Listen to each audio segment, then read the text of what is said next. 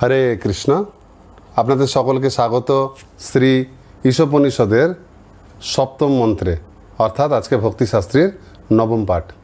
এর পূর্বে আমরা আলোচনা করছিলাম ঈশোপনিষদের যে থিম বা প্রসঙ্গ তার দ্বিতীয় ভাগ নিয়ে। তার অন্তর্গত চতুর্থ এবং পঞ্চম শ্লোকে আমরা আলোচনা করেছি যে ঈশ্বর জড় ইন্দ্রিয় গোচর নন, এবং পরবর্তীকালে ষষ্ঠ এবং সপ্তম শ্লোকে আমাদের আলোচ্য বিষয় হচ্ছে এই জড়জগতের সব কিছুর প্রতি যখন আমরা সমদর্শন গড়ে তুলব তখন আমাদের দৃষ্টি চিন্ময় হবে, তারপর সেই চিন্ময় দৃষ্টি দ্বারা আমরা ঈশ্বরকে দর্শন করতে পারবো। তো গত সপ্তাহে আমরা অষ্টম পাঠে ষষ্ঠ মন্ত্রে আমরা দেখেছি সমদর্শনের কথা। আজকে সেই সমদর্শনের কথা আমরা আরও বিস্তারিতভাবে জানব। তো আসুন আমরা আজকে সপ্তম মন্ত্র থেকে শুরু করি। ওম যস্মিন সর্বাণি ভূতানি আত্মৈবা ভূদ্বিজানত তত্র ক মোহ ক শোক একত্মমনুপশ্যত। এর অর্থ, যিনি সর্বদা সমস্ত জীবকে ভগবানের সঙ্গে গুণগতভাবে অভিন্ন চিৎকণা স্বরূপ দর্শন করেন, তিনি যথার্থ তত্ত্বদর্শী জ্ঞানী। তার শোকই বাকি, মোহই বাকি। তো যস্মিন সর্বাণি ভূতানি, যিনি সর্বভূতের মধ্যে সমস্ত জীবের মধ্যে কি দর্শন করেন? বীজানত। কি বীজানত? না আত্মই বাভূত বীজানত। তিনি সর্বত্রই আত্মাকেই দর্শন করেন। আর শুধু আত্মাকেই নয়, তিনি অদ্ভুতভাবে দর্শন করেন, অর্থাৎ তিনি আত্মাকে পরম পুরুষোত্তম বা পরম সত্যের গুণগতভাবে সমান যে কণা বা গুণগতভাবে একই যে অংশ, সেই রূপে তিনি দর্শন করেন। এবং এইভাবে পরম সত্যের সঙ্গে সম্পর্কিত আত্মাকে তিনি সর্বভূতের মধ্যে দর্শন করেন। তো এইভাবে যিনি দেখতে পান তার কি লাভ হয়? না একত্বম অনুপশ্যত। এইভাবে সমস্ত কিছুকে ভগবানের সঙ্গে সম্পর্কিতভাবে দেখতে পেলে তার সব কিছুর মধ্যে সমদৃষ্টি গড়ে তোলে। একত্বম অনুপশ্যত, অর্থাৎ সেই জ্ঞান চক্ষু দ্বারা তিনি যখন সব কিছু দেখেন, তার মোহ এবং শোক, কো মোহ ক শোক, তার কোনো মোহ শোক এই জগতে থাকে না। তো এখানেও বারবার দেখুন একই কথা আসছে, সেটা হচ্ছে যে একত্বম। সম্পূর্ণ তাৎপর্যে আপনারা দেখতে পাবেন একত্বম বা সমদর্শন রূপেই সমদর্শন শব্দটিকে নিয়ে আলোচনা হচ্ছে। আর এই একত্বম শব্দটা, এই যে সমদর্শন শব্দটা, এটা নির্বিশেষবাদীদের জন্য একটা লোভনীয় শব্দ। সাধারণত উপনিষদে তার যে শৈলী, তার যে ভঙ্গি, সেখানে সাধারণ মানুষকে কর্মকাণ্ড, জ্ঞানকাণ্ড থেকে উপাসনা কাণ্ডের দিকে নিয়ে যাওয়া হচ্ছে। ফলে সেখানে নির্বিশেষ কথাই বেশি বলা থাকে, জড়ভোগের বিপরীতে। ফলে এখানে যেহেতু ঈশ্বরের দিব্য রূপ সম্বন্ধে সরাসরি খুব বেশি বলা থাকে না, তাই উপনিষদের সেই গুহ্য শব্দগুলিকে নিয়ে নির্বিশেষবাদীরা আলোচনা করতে খুব আগ্রহী হয়, কারণ এই শব্দগুলিকে চট করে ভিন্ন অর্থ দেখিয়ে তার নির্বিশেষ গুণগানও করা যায়। কিন্তু উপনিষদেও পরম সত্যের পরম রূপের গুণগান করা আছে, যদিও তার পরিমাণ কম। সেই জন্য শ্রীল প্রভুপাদ এই প্রত্যেকটা শ্লোকের বাহ্যিক অর্থে তিনি যাননি। তিনি শ্লোকগুলির গূঢ় অর্থ, প্রকৃত অর্থ অথবা তার পরম স্তরের অর্থ নিয়ে তিনি আলোচনা করেছেন। এই শ্লোকও আমরা দেখতে পাই, এর প্রথম প্যারাগ্রাফে আলোচনা করা আছে যে শক্তি এবং শক্তিমান, অর্থাৎ আত্মা এবং পরম আত্মা বা পরম ঈশ্বর, এদের একত্বের ব্যাপারে। জীব বা শক্তি তিনি শক্তিমানের সঙ্গে এক, এটা হচ্ছে তাদের মিল। উদাহরণ দিয়েছেন তিনি আগুনের। কিন্তু এই মিলটাই সব কিছু নয়, এই মিলের উপরেও রয়েছে অমিল। দ্বিতীয় প্যারাগ্রাফে বলছে যদিও এই শক্তি বা জীব ঈশ্বরের সঙ্গে এক গুণগতভাবে, তথাপি তাদের মধ্যে কিন্তু পরিমাণগত বা মাত্রাগত পার্থক্য আছে। উদাহরণ দিচ্ছেন তিনি সমুদ্রের জলের। আর এই 2 আর 3 মিলে তিনি আরও বলছেন, তাহলে সুতরাং জীবের সঙ্গে ঈশ্বরের মিলও আছে, আবার মিল নেইও। তাহলে যদি মিল থাকে বা না থাকে, আমাদের তাহলে আনন্দ পাওয়ার উপায় কি? বলছেন এই আমাদের আনন্দ পাওয়ার উপায় হচ্ছে যখন আমাদের স্বার্থ, আমাদের উদ্দেশ্য আর পরম উদ্দেশ্য ঈশ্বরের উদ্দেশ্যের সঙ্গে যখন মিলবে, তখনই পরম আনন্দ পাওয়ার উপায়। এটা হচ্ছে একত্বের অর্থ। ঈশ্বরের সঙ্গে পুরোপুরি মিলে যাওয়া নয়, আমাদের স্বার্থ আর ঈশ্বরের পরম স্বার্থ দুটো মিলে যায়। এখানে তিনি উদাহরণ দিচ্ছেন যে পরিবারের স্বার্থ, জাতীয় স্বার্থ। আর যদি এই রকম স্বার্থ আমরা বজায় না রাখি, অর্থাৎ প্রত্যেকে যদি ব্যক্তিগত দৈহিক স্বার্থগুলোকে গুরুত্ব দিই, তাহলে সেটা হবে আমাদের শোক ও মোহের কারণ। এটা বলা হয়েছে চতুর্থ প্যারাগ্রাফে। অবশেষে পঞ্চম আর ষষ্ঠ প্যারাগ্রাফে তিনি বলছেন এর কনক্লুশন টেনে, সুতরাং আমাদের উচিত হচ্ছে ঈশ্বরের স্বার্থের সঙ্গে আমাদের স্বার্থকে মিলিয়ে একাত্ম অনুভব করা। এটাই হচ্ছে সমদর্শনের মূল কথা। তো আমরা আস্তে আস্তে এটার দিকে আমরা এগাবো। দেখুন, সর্বপ্রথম আমাদের আলোচনা শুরু হচ্ছে কি দিয়ে?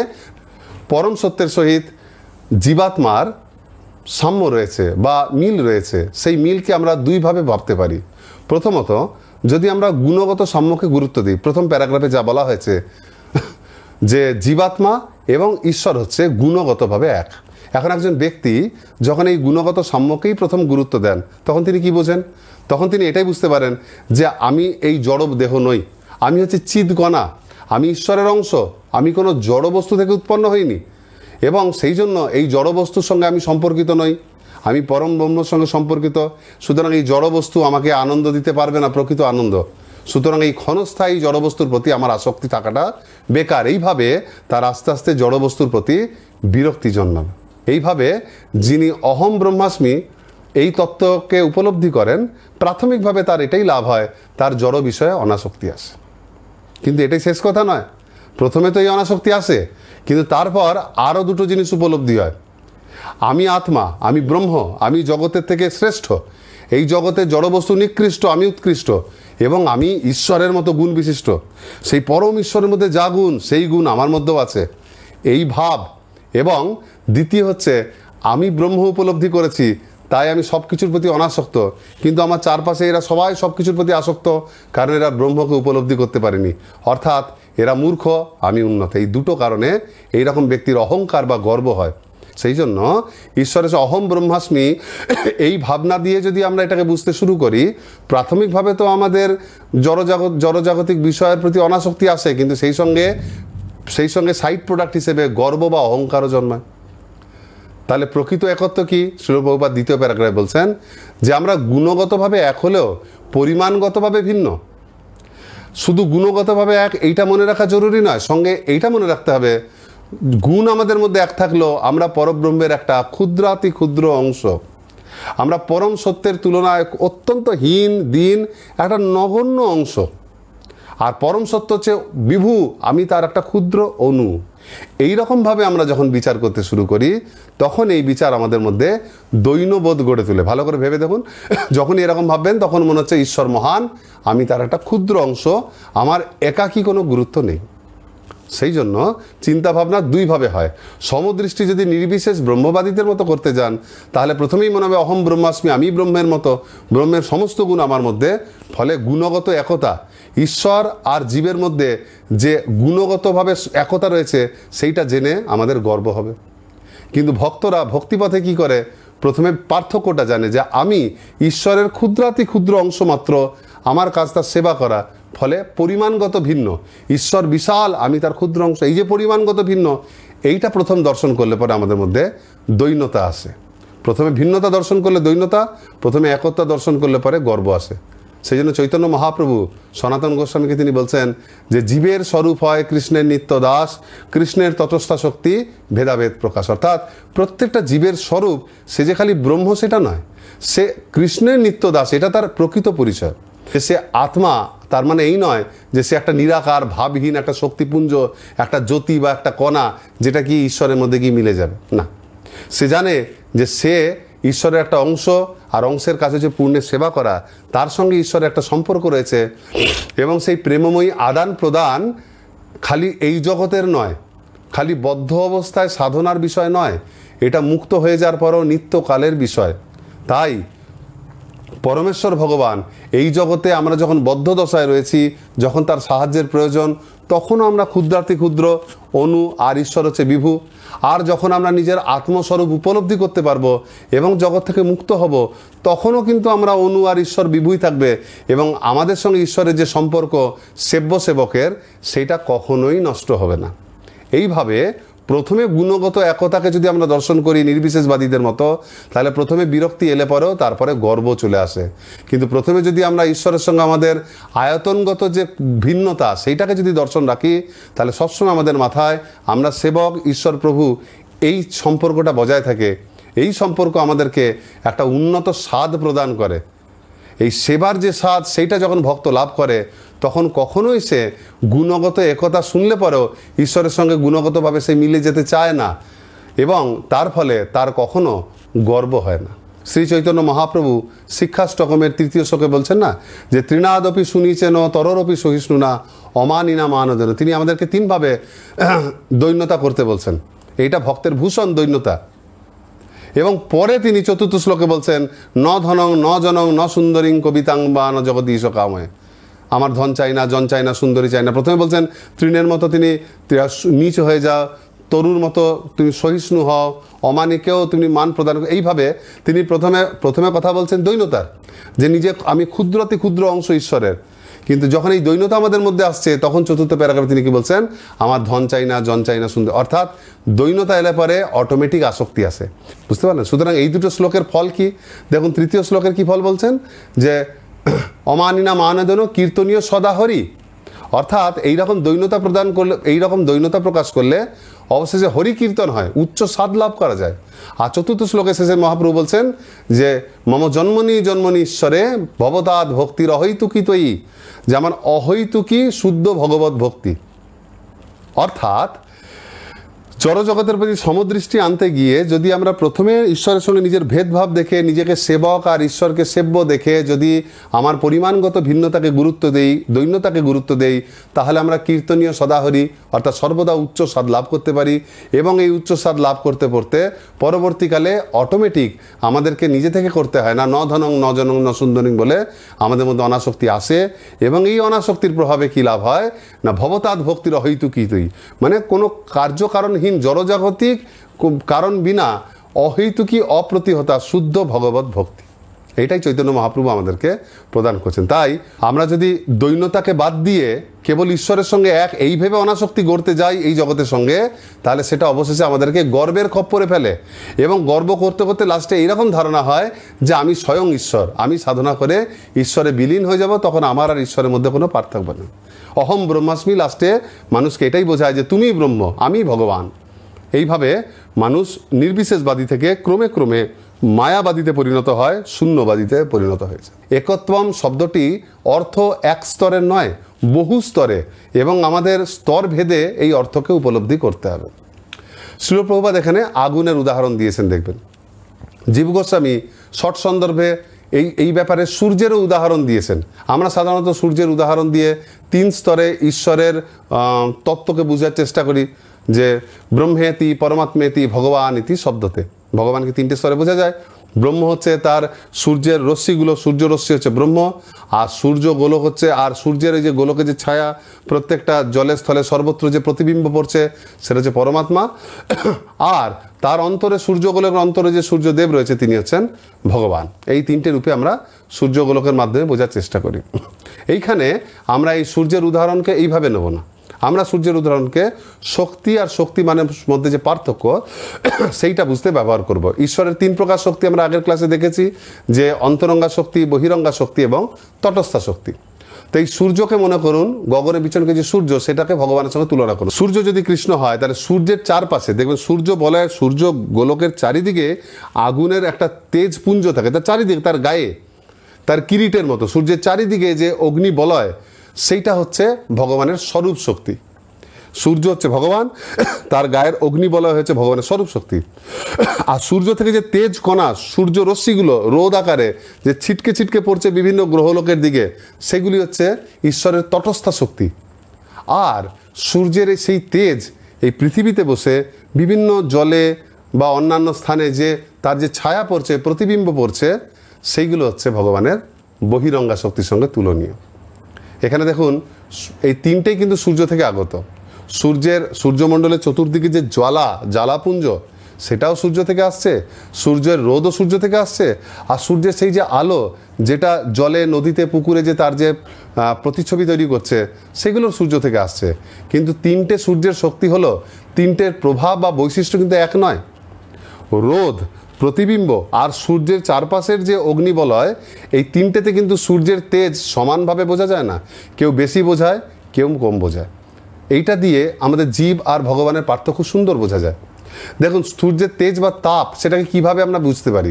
সূর্যের চারপাশে যে অগ্নিবলয়, যেহেতু সেই অগ্নিবলয় সূর্যের একদম সঙ্গে সংলগ্ন থাকে, সূর্যগুলোকে সঙ্গে যুক্ত থাকে, সেই জন্য সূর্যের চারপাশে সূর্যের তেজ হচ্ছে সর্বাধিক। এটা আপনারাও জানেন, সূর্যগুলোকে ঠিক চারপাশে তার তেজ সর্বাধিক, প্রায় সূর্যেরই মতো। সেইখানে সেই অংশটাকে তুলনা করা হচ্ছে ভগবানের অন্তরঙ্গা শক্তি, মানে অন্তরঙ্গা শক্তি আর ভগবানের এই রকম ব্যাপার।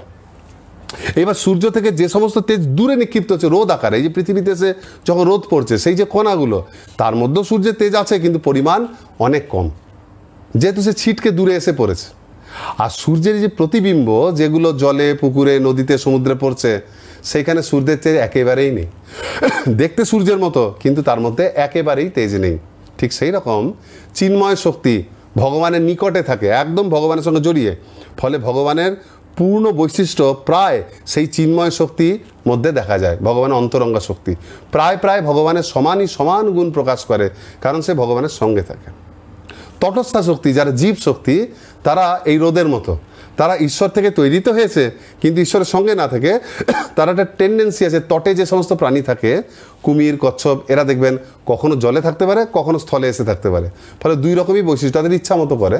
সেইরকম আমরা ঈশ্বরের অন্তরঙ্গা শক্তি থেকে উৎপন্ন তো হয়েছি, সূর্যের অগ্নিবলয় থেকে উৎপন্ন হওয়া রোদ যেমন ছিটকে আসে, সেরকম আমরা উৎপন্ন হওয়ার পর যারা ছিটকে গেছে, দূরে চলে এসেছি, আমরা যত সূর্য থেকে দূরে এসেছি, আমরা যত ঈশ্বর থেকে দূরে এসেছি, আমাদের মধ্যেকার তেজ তত কমে গেছে। রৌদ্রকণা যত সূর্য থেকে দূরে চলে যায় তত তার তেজ কমতে থাকে। ঠিক সেই রকম জীবকণাও ঈশ্বর থেকে যত দূরে ছিটকে যায় তত তার তেজ আস্তে আস্তে কমতে থাকে এবং কমতে কমতে একসময় সেটা নিভেও যেতে পারে। এটা হচ্ছে তটস্থা শক্তি। আর জড় শক্তির উদাহরণ হচ্ছে এই প্রতিবিম্ব।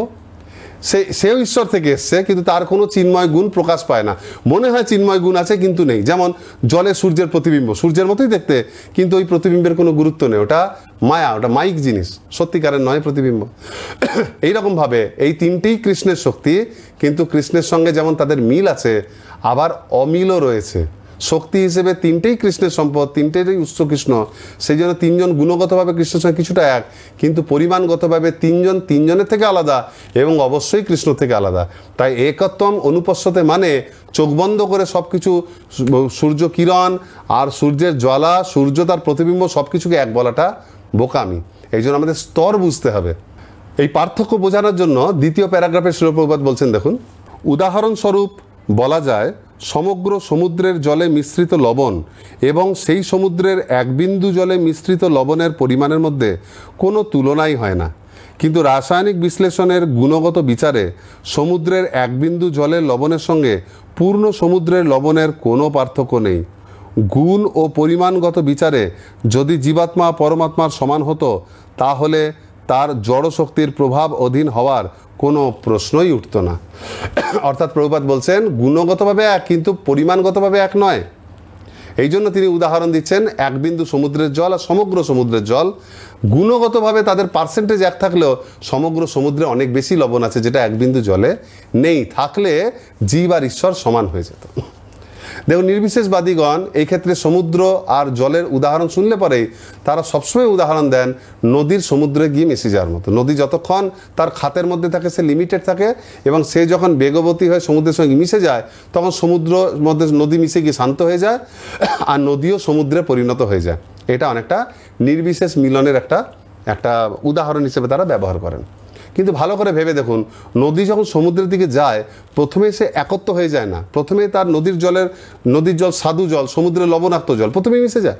প্রথমে এই জল গিয়ে সমুদ্রের সঙ্গে মিলন হয়, মিলনের পর তারা মিশে যায়।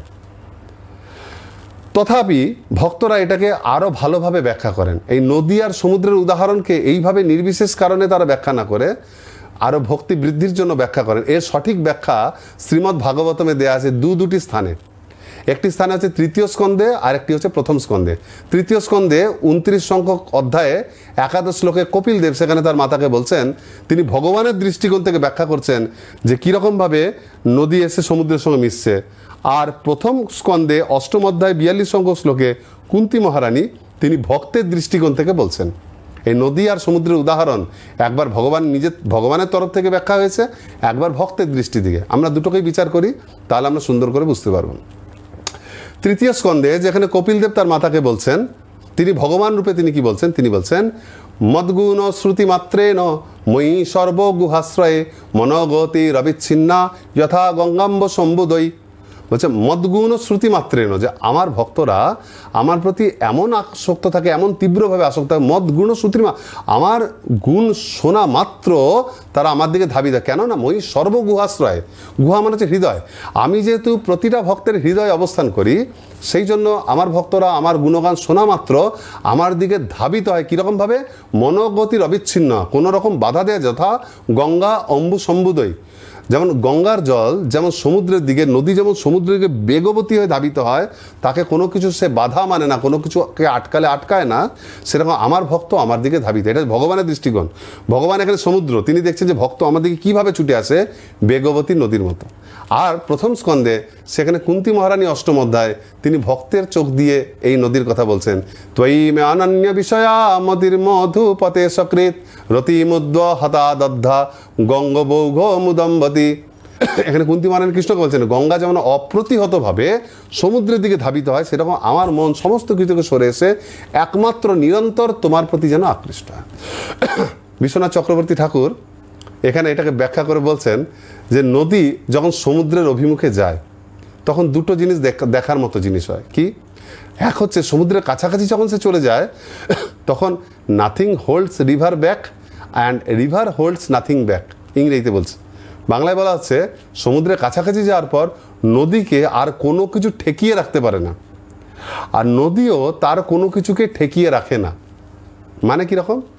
অর্থাৎ নদীর মোহনার কাছে যাওয়ার পর তাকে যতই বাধা দেওয়া হোক সে সমুদ্রের সঙ্গে মিশেই ছাড়ে। সেখানে যদি বাঁধ করে দেওয়া হয়, কোনো ভূমি উঁচু হয়ে যায়, অন্য কিছু হয়, নদী খাত পরিবর্তন করে দেয়, এদিক থেকে ওই দিকে বয়ে যায়, কোনো না কোনোভাবে নদীর জল গড়িয়ে সমুদ্রে পড়বেই। সেরকম ভক্তের ভক্তিও যখন শুদ্ধ স্তরে চলে যায় তখন সেই ভক্তিও হয়ে যায় অহৈতুকী অপ্রতিহতা, তখন তাকে আর কোনো কিছু দিয়ে আটকানো যায় না। ভগবান এই কথাটা বলছেন। এবার দ্বিতীয় কথা, রিভার হোল্ডস নাথিং ব্যাক, অর্থাৎ নদীকে যেমন কেউ আটকাতে পারে না, নদীও কিছু আটকায় না। কি আটকাবে না? সে তার পূর্ণ সত্তা দিয়ে মিলিত হয়। একজন ভক্ত যখন ভগবানের সঙ্গে যুক্ত হয় তখন তার কোনো কিছুকে ভগবান থেকে আলাদা করে ধরে রাখে না। সে নিজের সত্তাকে মানস দেহ গেহ যো কিছু মোর অর্পিলু তুয়া পদে নন্দ কিছু, তিনি সব কিছু ভগবানের সেবায় পূর্ণ মাত্রায় নিয়োগ করে দেয়, কোনো আংশিক মাত্রায় পূর্ণরূপে ভগবানের সেবায় নিয়োজিত হয়ে যায়। এইভাবে একজন ভক্ত, কুন্তী মহারানী এখানে ভক্তের ভূমিকা নিয়ে বলছেন যে আমার সম্পূর্ণ মতি যেন তোমাতে অর্পিত হোক। নদী এখানে তার কিছু ধরে রাখতে চাইছেন, সব কিছু তাতে অর্পণ করতে চাইছেন। আর এখানে কপিল দেব ভগবান রূপে দেখছেন যে আমার ভক্তকে কোনো কেউ কিছু আটকেও রাখতে পারে না। এই জন্য অপ্রতিহতা। বা অনেক সময় ভক্তি করতে গেলে ভক্তদের অনেক রকমের সমস্যা আসে, অনেকের আর্থিক সমস্যা থাকে, অনেকে দেখা যায় যারা পঙ্গু হয়ে গেছে, কারো হাত নেই, দুটো হাত নেই, এমন ব্যক্তিকেও জব করতে দেখবেন যে হয়তো হাতের এই অংশটা দিয়ে করছে, যার এইগুলো দুটো হাতই নেই, সে দেখা যায় মনে মনে মানসিক জব করছে, কিন্তু ভগবানের না দিব্য নাম উচ্চারণ করার তার কি তীব্র প্রয়াস। সুতরাং কোনো কিছু তখন ভক্তকে আর আটকে রাখতে পারে না। একটা পুরনো একটা গল্প ছিল, ইউএসএতে আমেরিকাতে যখন প্রথম প্রচার হচ্ছিল তখন ওখানকার যে মেয়র ছিলেন তিনি এগুলো পছন্দ করতেন। ভক্তরা তার সঙ্গে আলাপ পরিচয় করেছিল এবং প্রত্যেক রবিবার ভক্তরা বুক ডিস্ট্রিবিউশন করতে হতো, গ্রন্থ প্রচার। তো ভক্তরা বাইরে গ্রন্থ প্রচার করছিল, সেখানে নৃত্য কীর্তন করছিল রাস্তার মাঝখানে। কিন্তু সেখানকার মেয়রের সঙ্গে শেরিফের একটা ঝামেলা ছিল, আর মেয়র কোনো কারণে শহরের বাইরে গেছিল, শেরিফ সেখানে চার্জে ছিল। এবার শেরিফের যে পুলিশ সেখানে ঘুরতে ঘুরতে গেছে, দেখছে বাজারে হল্লা হচ্ছে, এরা লোকজনকে থামিয়ে এসব করছে। ওরা শেরিফকে খবর দিচ্ছে, শেরিফ জানে যে হ্যাঁ মেয়র তো এগুলোকে পছন্দ করে, ওদেরকে আটকাও, ওরা রাস্তায় হল্লাগুলো করেছে, ওই রকম বই বিক্রি করছে, ওদেরকে ধরে জেলে পুরে দাও। ওরা জোর করে নিয়ে গিয়ে জেলে ভরে দিয়েছে। জেলে থেকে কী করে সেবা করবে, বই ডিস্ট্রিবিউট করতে পারছেন। তখন একজন হঠাৎ বসে বসে মনে হয়েছে যে আজকে এই সময়টা, এই দেখো 9টা, 9:30, 10টা বাজছে, এই সময় তো আমরা, আজকে আমাদের সানডে ফিস্ট হয়, আমরা তো মন্দিরে প্রীতি ভোজ ফ্রিতে লোকে খাওয়াই, তো আমরা তো এক একজন এক একটা মন্দিরে থাকলে কী করতাম, গ্রন্থ প্রচার করেছে আমরা রান্নায় লেগে যেতাম, রান্না করে ভোগ লাগাতাম, তারপর আরতি করতাম, সবাইকে প্রসাদ দিতাম, চলো তো আমরা শুরু করে দিই। তখন আমরা মনে মনে করবো, আমরা তো এটা জানি, শাস্ত্রে পড়েছি যে মানুষে কিছু অর্পণ করলে ভগবান গ্রহণ করেন। ভক্তিরসামৃত সিন্ধুতে আমরা ব্রাহ্মণের পায়েস রান্না করার গল্প পড়েছি, চলো তাই করবো। তখন তারা শুরু করে দিয়েছে, একজন বলছে আমি পুরি ভাজবো, একজন বলছে ঠিক আছে আমি পকোড়া তৈরি করব, আমি মিষ্টান্ন, এরকম বিভিন্ন লোক মনে মনে কল্পনা করছে যে আমি মন্দিরের কিচেনে কী কী রান্না করতাম। একজন বলছে আমি তাহলে ভাগবত পাঠ দেবো।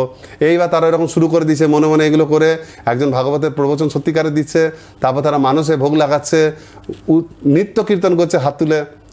জেলে লোকগুলো ভাবছে, আরে যারা পুলিশ তারা ভাবছে এরা আমরা বাইরে থেকে রবিবার দিন ডিউটি করতে হচ্ছে, আমরা ছুটি পাচ্ছি না, আমরা বিরক্ত থাকছি, আর এরা জেলের ভিতরে থেকে এত খুশি থাকছে কি করে? যাই হোক, তো ততক্ষণে মেয়র আবার খবর পেয়েছিল, কেউ মেয়রকে জানিয়েছিল যে এরকম এরকম হয়েছে। মেয়র ফিরে এসে আবার পুলিশদেরকে বলছে না, এদেরকে ছেড়ে দাও। সঙ্গে সঙ্গে তাদেরকে ছেড়ে আবার সসম্মানে গাড়ি করে আবার মন্দিরে নামিয়ে দেওয়া হলো। আর যে মন্দিরে নামিয়ে দিয়েছে, অমনি ওরা গিয়ে দেখছে মন্দিরে তখন আবার সেই সানডে ফিস্ট, যেটা ওরা কল্পনা করছিল, যেটা মানুষে করছিল, সেটা সত্যিকারে ওখানে হচ্ছে। তো সুতরাং তারা আবার গিয়ে সানডে ফিস্টও গ্রহণ করলেন। এইভাবে ভক্তদেরকে কোনোভাবে কেউ আটকাতে পারে না, কিন্তু শুদ্ধ ভক্তি স্তরে। সেই জন্য বলছেন যে, সেই জন্য দেখবেন শিল প্রভুপাদও তার জীবনের একদম অন্তিম লীলা, যখন তিনি অপ্রকট হবেন, ঠিক তার আগে তার শরীর এত দুর্বল হয়ে গেছিল, কোনো কাজ করছিল না, কিন্তু তার চেতনা পূর্ণ মাত্রায় ছিল। সেই জন্য তিনি খালি শুয়েছেন, তার মুখের সামনে ডিকটাফোন ধরা ছিল মাইকের মতো, তিনি শ্রীমদ্ ভাগবতের ভাষ্য পরপর বলে যাচ্ছিলেন। এইরকমভাবে ভক্তকে কোনো কিছু ভগবানের সঙ্গে মিলাতে হতে আটকাতে পারে না। Nothing holds river back. আর ভক্তও কোনো কিছু আটকায় না। এটার উদাহরণ দেখবেন যজ্ঞপত্নী শ্রীমদ্ ভাগবতমে, যেখানে কৃষ্ণ বলরাম খেলতে খেলতে ক্ষুধা লেগেছিল, আর তারা বন্ধুদেরকে বলেছিল যাও, এখানে যাজ্ঞিক ব্রাহ্মণ, মানে কিছু ব্রাহ্মণ যজ্ঞ করছিল, আর যজ্ঞে অর্পণ করবে বলে লাস্টে তারা ভালো ভালো অনেক মন্ডা মিঠাই তৈরি করেছিল, তাদের স্ত্রীরা যজ্ঞে অর্পণ করবে, আহুতি দেবে। তারা বলেছে তাদের স্ত্রীদের থেকে চেয়ে আনো যে কৃষ্ণ বলরাম খেতে চেয়েছে। তারা যখন চাইতে গেছে, ব্রাহ্মণেরা দিতে চায়নি। তারা মনে করছিল কৃষ্ণ থেকে যজ্ঞ মুখ্য, তারা জানছিল যে কৃষ্ণই যজ্ঞের উৎস। আর ব্রাহ্মণ পত্নীরা যখন শুনেছে কৃষ্ণ বলরাম চেয়েছে, তারা তাদের পতির আজ্ঞাকে তোয়াক্কা না করে তারা ওই সমস্ত কিছু যজ্ঞের সামগ্রী নিয়ে গিয়ে কৃষ্ণ বলরামকে খাইয়েছে। তো এইখানে কবি কর্ণপুর খুব সুন্দর ব্যাখ্যা করছেন। তিনি বলছেন যে ব্রাহ্মণ পতিরা কৃষ্ণকে খাইয়ে বলছে, খাওয়ানোর পর কৃষ্ণ বলছে আমি খুব সন্তুষ্ট, তোমরা এবার পতির কাছে ফিরে যাও। তখন ওই ব্রাহ্মণীরা বলছে যে দেখো, পর্বত থেকে নদীর সৃষ্টি হয়, পর্বত অনেক উচ্চ সম্মানের দিক দিয়ে, কিন্তু সে নদীকে আটকে রাখতে পারে না। নদী সমুদ্রের আকর্ষণে পর্বত থেকে নেমে এসে প্রবল ধারা বয়ে যখন সমুদ্রে চলে আসে, আসার পর সমুদ্র যদি নদীকে বলে যে তুমি আবার পর্বতে ফিরে যাও, কি করে নদী ফিরে যাবে? সেরকম আমরা আমাদের পতিদেরকে ত্যাগ করে, জড়জাগতিক সমস্ত সম্পর্ক ত্যাগ করে আপনার চরণে এসে পড়েছি। আপনার সেবা ছাড়া আমাদের কোনো জীবনের উদ্দেশ্য নেই। কৃষ্ণ বলছে আমি বুঝলাম, আমি তোমাদের হৃদয় গ্রহণ করলাম, তোমরা মন থেকে আমাদেরকে প্রদান করেছ, আমিও গ্রহণ করলাম, কিন্তু যেহেতু জড়জগতে শিক্ষার জন্য তোমরা যেহেতু বিবাহিত পত্নী, তা আমি তোমাদের হৃদয় গ্রহণ করছি, আর আমি কথা দিচ্ছি তোমাদের হৃদয়ে সর্বদা আমি থাকবো, কিন্তু বাহ্যিকভাবে তোমরা তোমাদের ঘরে ফিরে গিয়ে যা কর্তব্য কর্ম সেগুলো পালন করো, এবং সেই বর্ণাশ্রম ওইভাবে পালন করো, এইভাবেই তোমরা আমার সেবা করবে। এইভাবে ভক্ত কোনো কিছু নিজের কিছু আটকে রাখে না, তিনি সব কিছু দান করে। দান করতে এসে তিনি পূর্ণ মাত্রায় মিলিত হন, আর কোনো কিছুই ভক্তকে ভগবানের সঙ্গে যুক্ত হতে আটকাতে পারে না। এইটা হচ্ছে প্রকৃত একত্ব। এই কথাটা কেন বলছি? একত্বম অনুপশ্যতে। একত্বম এইভাবে হয়, পূর্ণ মাত্রা একত্ব। একত্ব মানে এই নয় যে নদী এসে সমুদ্রে মিশে গেল, ব্যাস সে তার নিজের ব্যক্তিত্ব সম্পূর্ণরূপে লোপ পেয়ে গেল আর দুটো বস্তু মিলে এক হয়ে গেল, তা না। একত্ব মানে হচ্ছে দুই দেহে থাকা অবস্থাতেও তাদের আত্মা সর্বদা এক। এইটা হচ্ছে ভক্ত আর ভগবান এক স্তরে বিরাজ করেন, এইটা হচ্ছে প্রকৃত একত্ব। পরবর্তী প্যারাগ্রাফে শিল প্রভুপাদ অত্যন্ত গুরুত্বপূর্ণ একটা উদাহরণ দিচ্ছেন। সেখানে তিনি রাসনৃত্যের কথা বলছেন। এই প্রসঙ্গে আমরা বলি, দেখবেন জগতে একটা ফেমাস উক্তি বিশেষ করে ভারতবর্ষে চালু আছে, সেটা হচ্ছে যে ইউনিটি ইন ডাইভার্সিটি, বৈচিত্র্যের মধ্যে ঐক্য। যে এই দেশে বিভিন্ন রকমের মানুষ, কিন্তু সবাই ভারতবাসী, এরকম একটা বৈচিত্র্যের মধ্যে ঐক্য। এটা নির্বিশেষবাদীরা এই শব্দটাকে চিন্ময় ক্ষেত্রে খুব প্রয়োগ করে, যে বৈচিত্র্যের মধ্যে ঐক্য, ইউনিটি ইন ডাইভার্সিটি। এটা প্রাথমিক দিকে ঠিক, কারণ দেখুন বহু মানুষের নানা ধরনের দেহ, সাদা, কালো, ফর্সা, হলুদ, বিভিন্ন চামড়ার দেহ, বড়লোক, ধনী, গরিব, বিভিন্ন জনিতে রয়েছে প্রত্যেকে, কিন্তু প্রত্যেকে বিভিন্ন রকম দেহ ধারণ করে থাকলেও প্রত্যেকের মধ্যে সেই তো একই আত্মা। সেই প্রত্যেকটা আত্মাই তো ঈশ্বরের বিভিন্ন অংশ। তাহলে প্রত্যেক দেহের মধ্যে যে ছড়িয়ে আছে বিভিন্ন আত্মা, তারা কিন্তু প্রত্যেকেই ঈশ্বর থেকে আসছে। তাহলে অবশ্যই এটা বৈচিত্র্যের মধ্যে ঐক্য। এত বৈচিত্র্যের মধ্যে ঐক্য একটাই, যে প্রত্যেকেই ঈশ্বরের অংশ। কিন্তু শুধু এইটুকু জ্ঞান আমাদের অর্ধজ্ঞান। প্রাথমিক স্তরে যখন আমরা জড় স্তর থেকে চিন্ময় স্তরে যাওয়ার চেষ্টা করছি, প্রাথমিক স্তরে আমাদের এটাই লক্ষণীয় যে প্রত্যেকের মধ্যে সেই ঈশ্বরের অংশ, অর্থাৎ বৈচিত্র্যের মধ্যে ঐক্য। কিন্তু যখন একজন সত্যিকারের ভক্ত চিন্ময় জগতে গমন করছে, তখন কি হচ্ছে? নির্বিশেষবাদীরা এরপর আর ভাবে না, কারণ সেই জগৎ সম্বন্ধে তাদের কোনো ধারণা নেই। চিন্ময় জগতে গমন করার পর তা এতই যে আত্মা, এরা সবাই যখন মুক্তি লাভ করে চিন্ময় জগতে যাবে, তখন কি হবে? বৈচিত্র্যের মধ্যে ঐক্য তো বুঝলাম যে সবাই আত্মা, কিন্তু এর সংখ্যা তো অনেক। যত দেহ ততগুলোই তো আত্মা। তো এত কোটি কোটি আত্মা চিন্ময় জগতে গিয়ে কী হবে? এই সমস্ত আত্মাগুলো তো কোনো জেরক্স পেপার নয় যে ভগবান একটা বই আর তাকে 100 কপি জেরক্স করা আছে, 100টা জেরক্স একই রকম দেখতে। বা এরা কোনো কোম্পানির সাবান নয় তো, যে ওই কোম্পানিতে তৈরি হয়েছে প্যাকেটের পর প্যাকেট খুলুন, একই ওজনের, একই রং, একই গন্ধ, একই সব না। এরা কিন্তু সবাই চিন্ময় আত্মা। এরা প্রত্যেকে ঈশ্বরের একটা বিশেষ প্রকাশ, যাদের উৎপত্তি হয়েছে ঈশ্বরের সেবা করার জন্য। আর সেবা আমরা আগের দিন আলোচনা করেছি, কখনো জোর করে চাপিয়ে দিয়ে হয় না। কৃষ্ণও সেটা চান না। সেবা আমাদের নিজস্ব ব্যাপার। তো প্রত্যেকটা আত্মার মধ্যে একটা ইন্ডিভিজুয়ালিটি আছে, একটা নিজস্বতা আছে, যার দ্বারা সে কৃষ্ণের সঙ্গে যুক্ত। ফলে চিন্ময় জগতে যাওয়ার পর সবার মধ্যে একটা একতা রয়েছে যে সবাই আত্মা, কিন্তু প্রত্যেকের ভাব এক নয়। কেউ ঈশ্বরের সঙ্গে মাধুর্য রসে যুক্ত, কেউ সখ্য রসে যুক্ত, কেউ দাস্য রসে যুক্ত, কেউ শান্ত রসে যুক্ত, এরকম বিভিন্ন ভিন্ন ভিন্ন ভিন্ন বৈচিত্র্য। অর্থাৎ প্রথমে দেখুন, জড়জগৎ থেকে যখন আমরা ঊর্ধ্বলোকে যাচ্ছি তখন সমস্ত জড়দেহের মধ্যে একই আত্মা, ফলে বৈচিত্র্যের মধ্যে ঐক্য। কিন্তু এই আত্মাগুলোই যখন চিন্ময় জগতে ঢুকছে তখন সবাই আত্মা হলেও প্রত্যেকের মধ্যে কৃষ্ণর প্রতি একটা প্রতিটা আত্মার মধ্যে আলাদা আলাদা ভাব, একটা বিশেষ বিশেষ ভাব। যদিও তারা এক, প্রত্যেকেরই একটাই উদ্দেশ্য কৃষ্ণ সেবা করা, কিন্তু তবু এই সেবার পার্থক্য রয়েছে। তাই চিন্ময় জগতে কিন্তু ঐক্যের মধ্যে বৈচিত্র্য। তাহলে ইউনিটি ইন ডাইভার্সিটি যথেষ্ট নয়, যথেষ্ট হচ্ছে যে diversity in unity. Srila Prabhupada এখানে যে উদাহরণ দিচ্ছেন রাসনৃত্যের, শ্রীমদ্ ভাগবতমের থেকে তিনি বলছেন, শ্রীমদ্ ভাগবতমের 10ম স্কন্ধে 29, 30, 31, 32, 33 এই 5টা অধ্যায়কে বলা হয় রাস পঞ্চাধ্যায়। এই 5টা সবচেয়ে শ্রীমদ্ ভাগবতমের কনক্লুশন। শ্রীমদ্ ভাগবতম ভগবানের দিব্য শরীর, 1ম স্কন্ধ তার পদ এরমভাবে উঠতে উঠতে 10ম স্কন্ধ হচ্ছে তার হাস্যোজ্জ্বল মুখ। আর এই হাস্যোজ্জ্বল মুখের মধ্যে রাস পঞ্চাধ্যায় 5টা চ্যাপ্টার হচ্ছে তার হাসি, তার মুখের বিশেষ হাসি। তো এই রাস পঞ্চাধ্যায়ে সেইখানে সুখদেব গোস্বামী 29 নম্বর যে চ্যাপ্টার, সেইখানে গোপী গীতে তিনি বলছেন, শুরু করছেন যে গোপ্যা উঁচু, অর্থাৎ কৃষ্ণ অন্তর্ধান করে গেছেন আর গোপীরা তার বিরহে তাকে ডাকছেন। তারা উঁচু মানে সবাই একসঙ্গে বলছেন এক কথায়। গোপ্যা উঁচু মানে উবাচর এখানে প্লুরাল, অনেক গোপী একসঙ্গে বললেন। কি বললেন?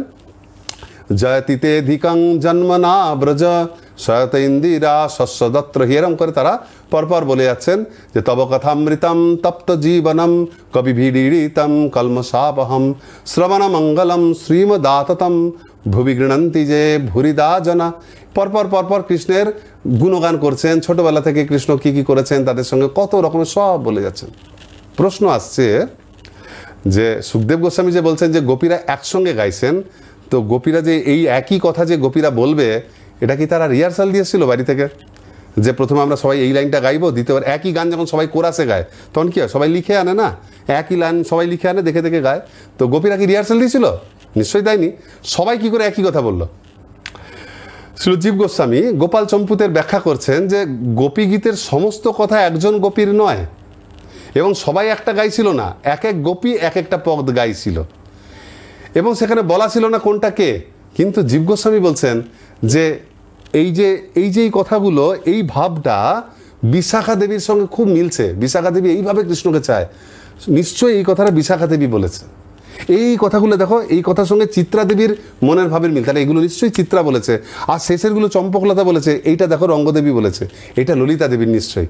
এইরকমভাবে দেখে দেখে বুঝতে পেরে যাচ্ছে। যেমন অনেকে হয় না যে বাড়িতে 2-3টে রান্না করা হয়েছে, বাচ্চারা এসে খেয়ে বলে দেবে যে এই রান্নাটা নিশ্চয়ই মা বানিয়েছে, এটা নিশ্চয়ই দিদি বানিয়েছে। সে জানে যে দুজনের ভাবটা আলাদা।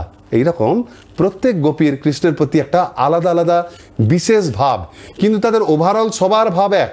প্রত্যেকেই চাইছে কৃষ্ণ যেন তাদের মধ্যে প্রকটিত হোক এবং তাদের সঙ্গে বিহার করুক। ফলে তাদের দলগত উদ্দেশ্য এক, কৃষ্ণকে পাওয়া এবং কৃষ্ণকে সন্তুষ্টি বিধান করা।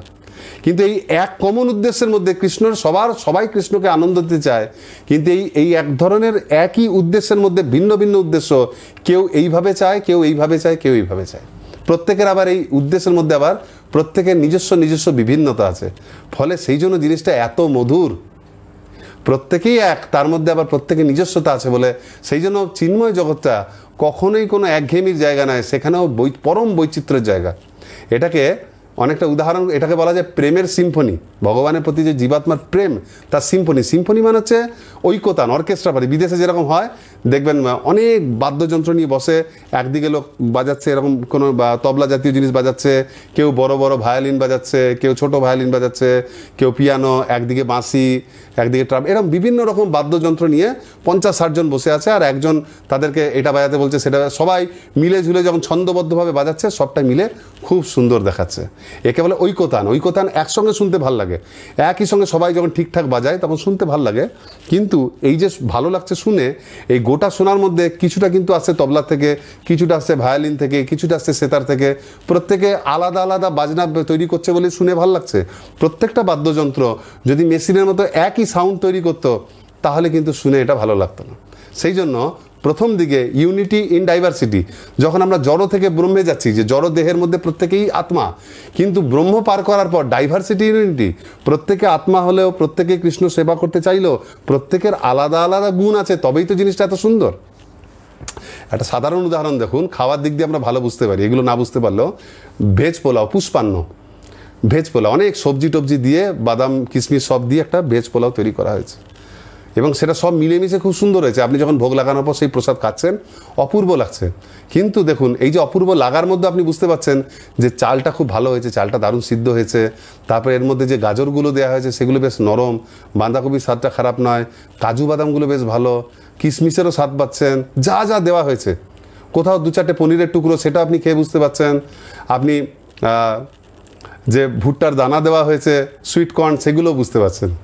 তার মানে কি, এইখানে এই যে ব্রহ্মবাদীরা কি বলবে, যে এই গাজর, এই বাঁধাকপি, এই ভুট্টা, এই ঘি, চাল, কাজু, কিশমিশ কোন আলাদা আলাদা জায়গায় ছিল, কোনো মিল ছিল না।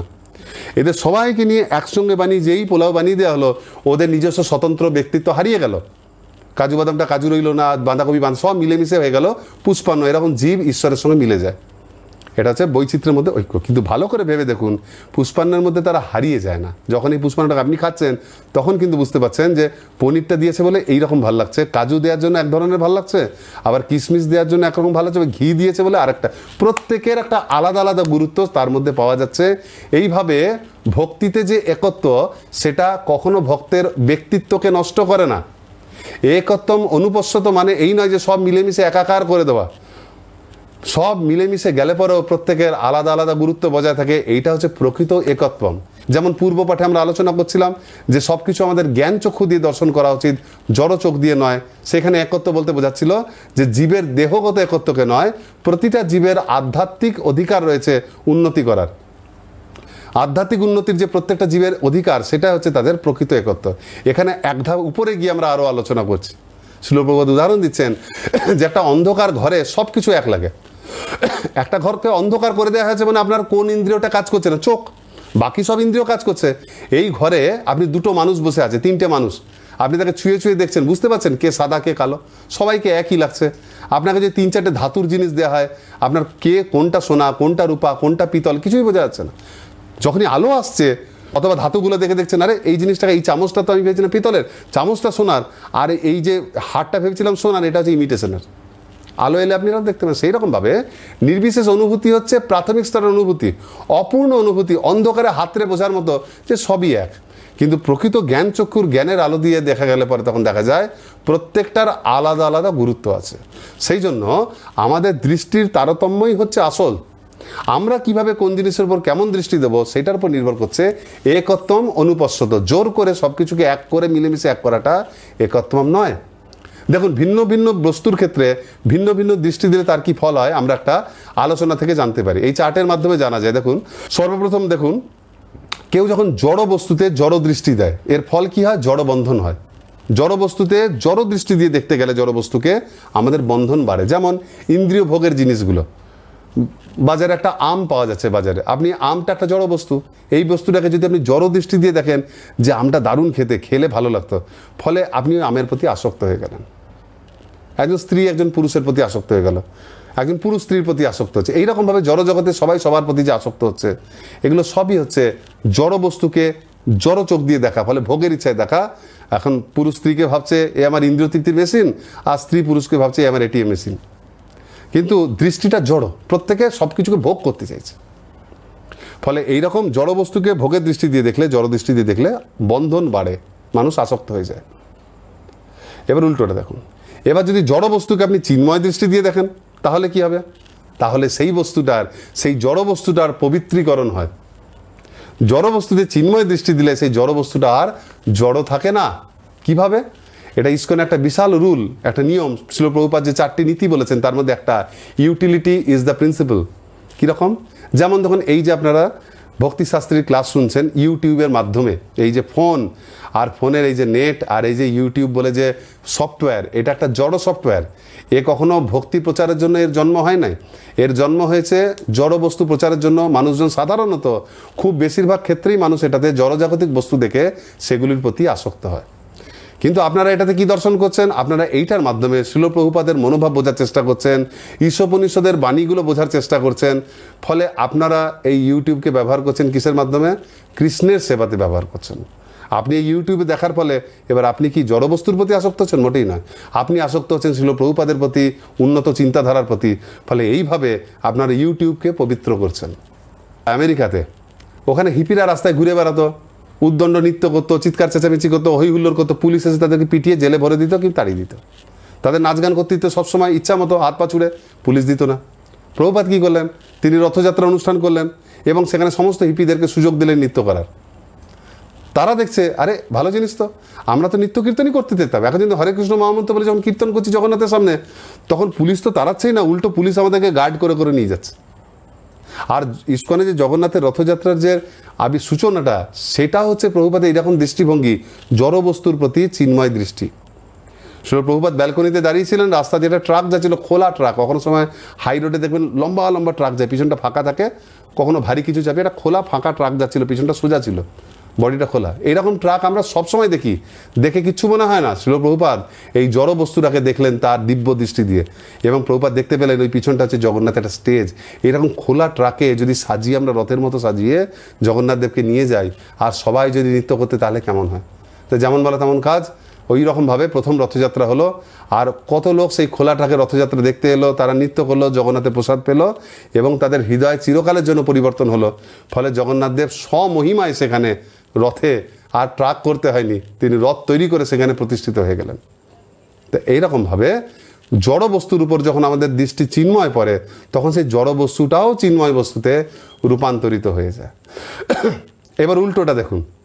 আচ্ছা, যদি উল্টো হয়, কোনো চিন্ময় বস্তুতে যদি আমি জড় দৃষ্টি পড়ে, জড় জিনিসকে চিন্ময় দৃষ্টি দিয়ে দেখলে জড় দৃষ্টির উন্নতি হয়, আর চিন্ময় জিনিসকে যদি জড় দৃষ্টি দিয়ে দেখি তাহলে অপরাধ হয়।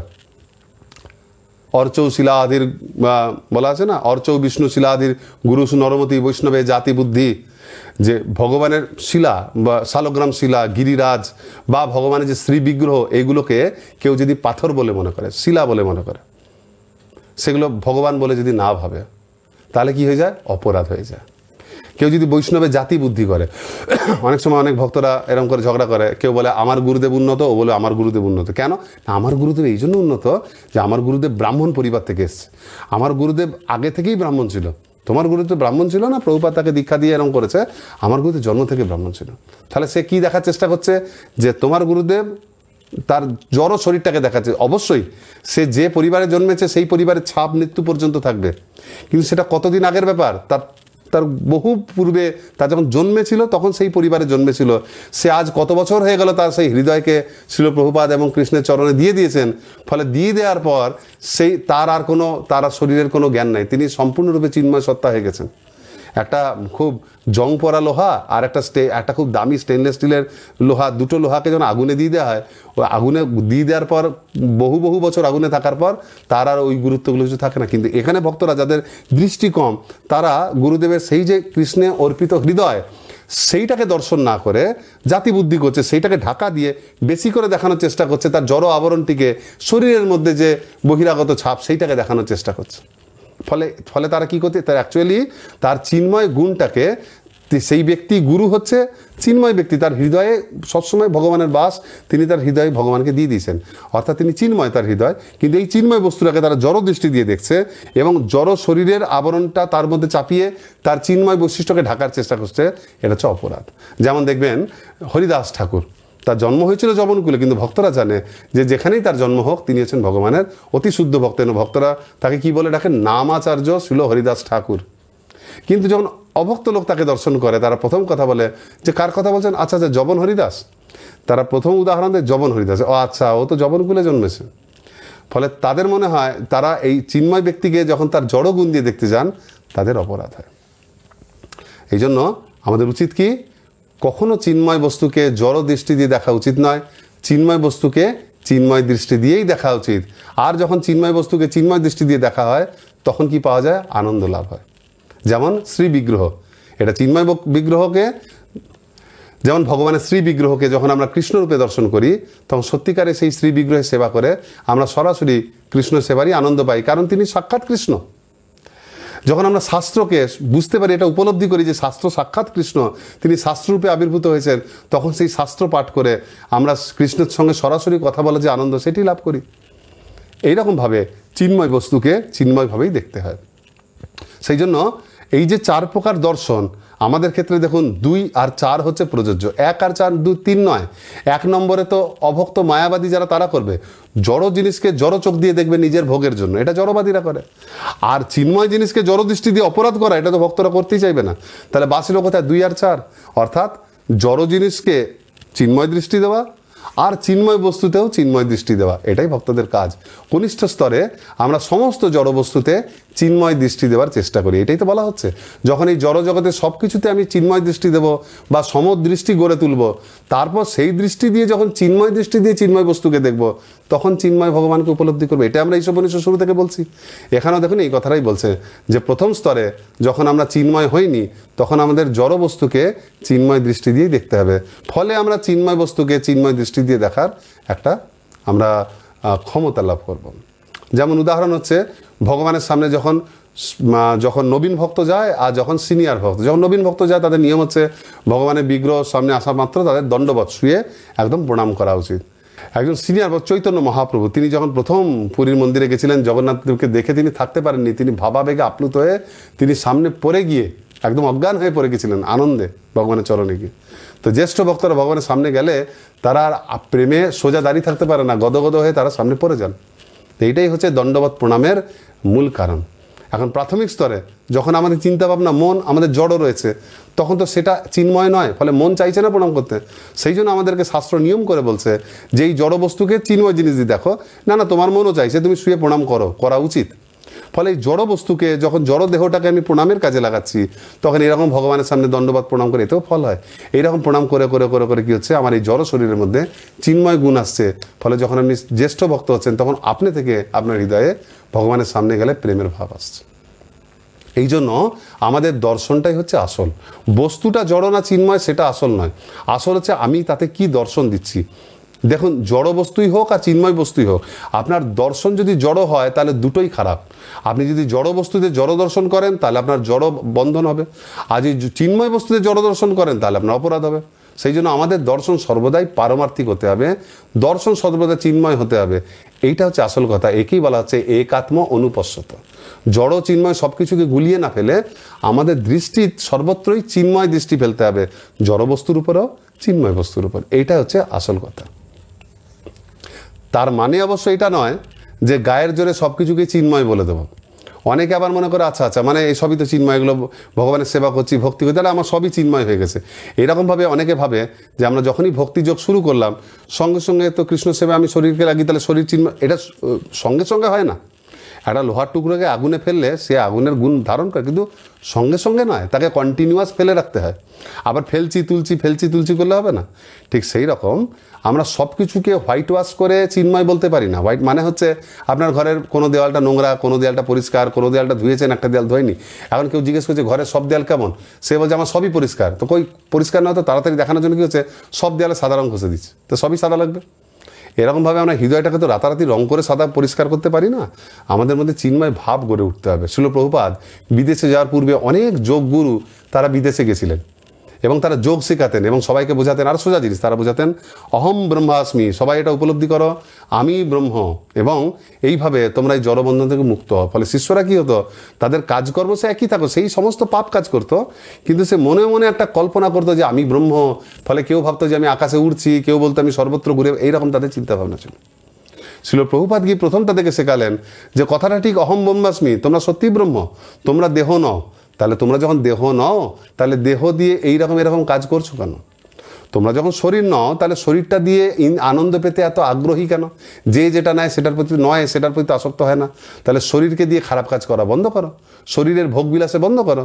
তুমি তো শরীর থেকে আলাদা, তুমি শরীরের মধ্যে আছো, ইন্দ্রিয় তৃপ্তিতে যখন ডুবে রয়েছো, শরীরকে পুরো মাত্রায় আনন্দ ভোগ করছো সমস্ত ইন্দ্রিয় দিয়ে। আর সেই অবস্থায় যদি বলো যে আমি দেহ নই, তো তুমি তো দেহকেই ভোগ করছো। তুমি দেহ নয় তো দেহকে ভোগ করছো কেন? তাহলে তুমি প্র্যাকটিক্যালি তুমি এখন দেহ বলেই নিজেকে পরিচয় দিচ্ছ। এই অবস্থায় অহম ব্রহ্মাস্মি খালি মুখে আওড়ালে পরে কাজ হবে না। এইটা একত্তম অনুপস্থিত নয়। যারা পাপ করে তারা এরকম বলে যে সবই ব্রহ্ম, সুতরাং এক ব্রহ্ম আরেক ব্রহ্মকে হত্যা করলে কারো কিছু যায় আসে না। না, এটা মুখে বললে হবে না। সর্বপ্রথম আমি যদি বুঝতে চাই আমি ব্রহ্ম, তাহলে আমার জড় ধর্মগুলো তো আমাকে ত্যাগ করতে হবে না।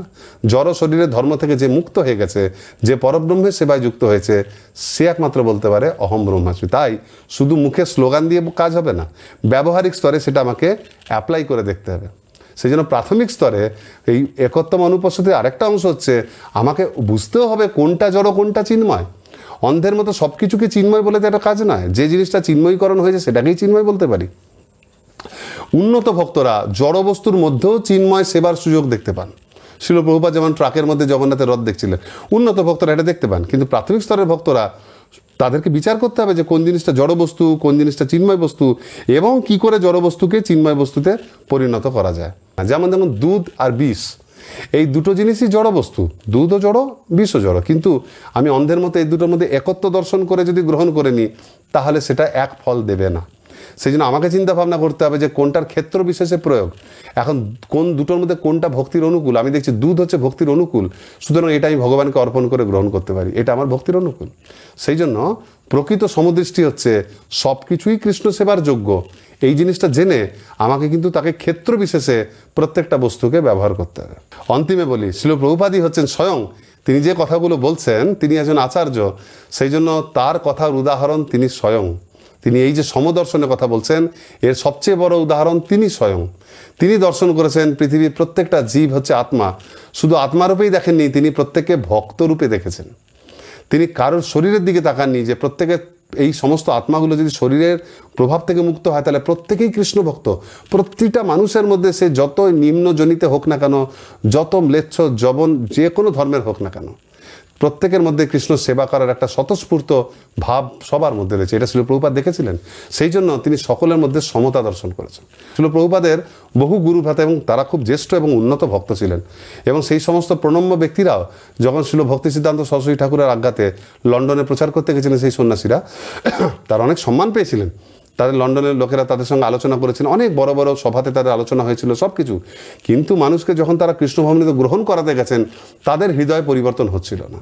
কিন্তু শিল প্রভুপাদ তিনি যখন মার্কিনে গেলেন, তিনি আমেরিকাতে সবাইকে ভক্ত করলেন, তারপর তার শিষ্যরা গিয়ে লন্ডনে তার ভক্তি প্রচার করলেন।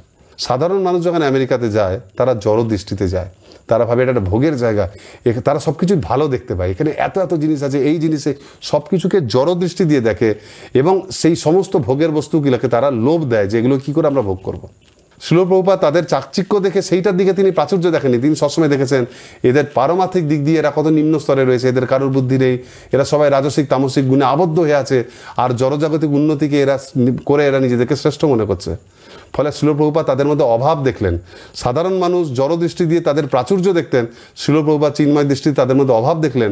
ফলে তিনি তাদের উপর দয়া করলেন। এইভাবে শিল প্রভুপাদ হাজার হাজার বদ্ধজীবের উপর দয়া করেছেন। তিনি কৃষ্ণর কাছে প্রার্থনা করেছেন। তিনি তার সমদর্শন ছিল বলেই কিন্তু তিনি মার্কিনে ভাগবত ধর্মতে ছিল ভগবান শ্রীকৃষ্ণের কাছে সরাসরি প্রার্থনা করছেন যে আমি দিনহীন, আমার কোনো বল নেই, আমার কোনো রকম ক্ষমতা নেই, কিন্তু তুমি আমাকে এদের কাছে প্রচার করতে এনেছো। সুতরাং সমস্ত জীব তোমার নিত্য দাস, তুমি চাইলে পরে এরা মায়ার অধীনে হবে, তুমি চাইলে মায়া থেকে মুক্ত হবে, তাহলে তুমি এদেরকে মুক্ত করো। তুমি আমাকে দিয়ে এমন কিছু বলাও যাতে এরা সবাই তোমার ভক্তে পরিণত হয়। এইভাবে তিনি প্রত্যেকটা ব্যক্তি যে কোনোদিন কৃষ্ণ নামটা পর্যন্ত শোনেনি তাকেও কিন্তু তিনি স্বয়ং ভগবান শ্রীকৃষ্ণের ভক্তরূপে দর্শন করেছেন।